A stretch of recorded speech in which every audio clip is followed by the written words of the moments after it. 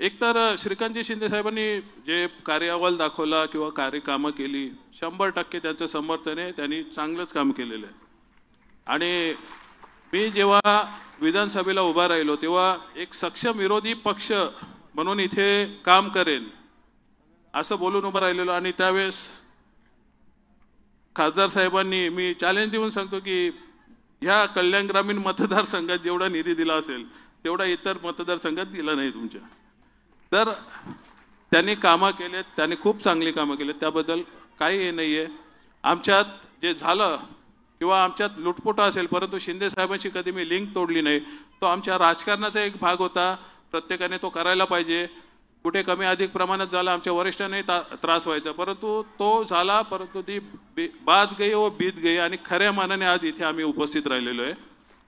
त्यामुळे काही शंका ठेवायची गरज नाही की मनसे इथे काम करेल की नाही करेल.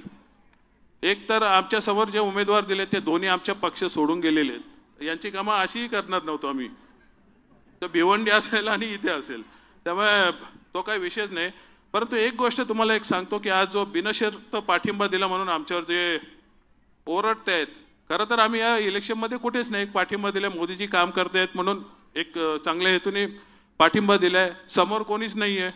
जेव्हा विरोध करायचा तेव्हाही ठोकून विरोध केलेला होता.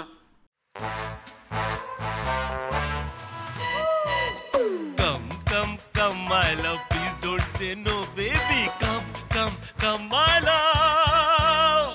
V-Guard के air coolers extra large cooling pads के साथ जो अच्छों को ठंडा करे. V-Guard air coolers, long lasting cooling. परंतु मी जेव्हा निवडून आलो इथे तेव्हा मला शिंदे साहेबांचा फोन आलेला की राजू समर्थनाची वेळ आली तर देणार का. बोला साहेब नक्की देणार, फक्त साहेबांशी बोलून घ्या. मला अजितदादांचा फोन आला. अजितदादांना तर बोललो साहेब तुम्ही तर मला इथे पाठिंबा दिला होता, ठराव पास केला होता, त्यामुळे काही विषय नाही, साहेबांशी बोलून घ्या.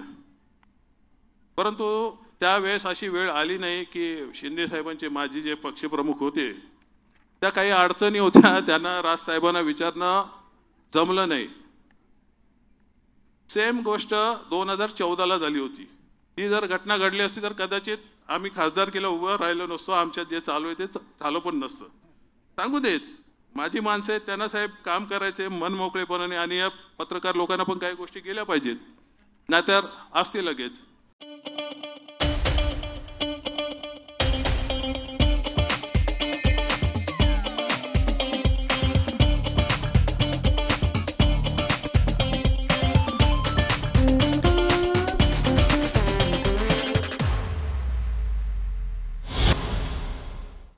त्यामुळे ती गोष्ट झाली. त्यानंतर सरकार बदललं. सरकार बदलल्यावर मला रवींद्रजी चव्हाण साहेब, फडणवीस साहेब यांचा फोन आला की आम्हाला समर्थन पाहिजे सरकारला. शिंदे साहेबांचे निरोप आलेला.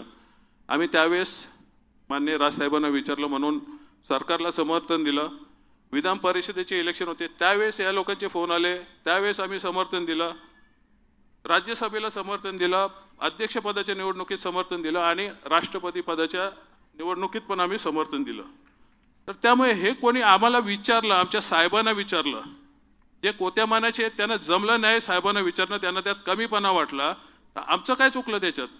त्यामुळे आम्ही जो समर्थन दिला तो मान्य राजसाहेबांनी, राजसाहेब आमचे मोठ्या मानाचे दिलदार व्यक्तिमत्व आहेत, राजकारणात सर्व पक्षीय मित्र आहेत त्यांचे, परंतु त्यांनी समोरच्याने विचारलंच नाही तर सांगणार काय. त्यामुळे मी टोकून सांगू शकतो की मी इथे 5 आणि आताही 6वी वेळा आम्ही बिनशर्त पाठिंबा देतोय. त्यामुळे कोणी असं समजायची गरज नाहीये की मनसेने बिनशर्त पाठिंबा दिला. अर्थात हे बोलायचे ट्रिपल इंजिन चालू आहे, परंतु खरा इंजिन आमचा आहे. तो आता लागला त्यामुळे नक्कीच स्पीड पकडेल. तर काय हरकत नाही. आता नक्कीच आपले श्रीकांत शिंदे साहेब तिसऱ्यांदा हॅट्रिक मारतील, संसदेत जातील. माझ्या शुभेच्छा आहेत त्यांना की त्यांनी मंत्री व्हावं. तिसऱ्यांदा चाललेत, क्रायटेरिया बनतो त्यांचं. पण त्यांनी कामं दिली, निश्चित माझ्या नॉलेजमधली कामं आहेत. त्यांना जसा हनुमान चालीसा पाठ आहे तशा समस्या पण पाठ आहेत.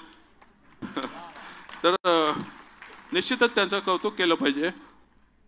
परंतु माझ्याही काही मागण्या आहेत की काही असताना जो साहेब तुम्ही जो बालकुम गायमुख जो कोस्टर रोड घेतलेला आहे तो रोड आमच्या कोपरपर्यंत आणा, त्याचा उल्लेख तुम्ही केला नाही. तो रोड कोपरपर्यंत आणून रेती बंदरपर्यंत नेला तर डोंबिवली वेस्टचा माणूस 5 मिनिटात मुंब्रा.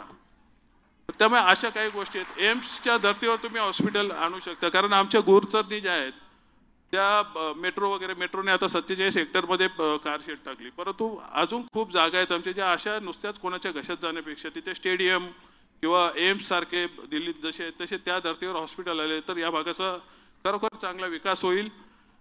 निश्चितच जेव्हा जेव्हा भेटू तेव्हा तेव्हा तुम्हाला कामं सुचवू आणि यापुढे कामं होत जातील. आणि या क्षणी मी तुम्हाला एवढीच ग्वाही देतो की आम्ही मनसे तुमच्यासोबत उतरलेले आहोत.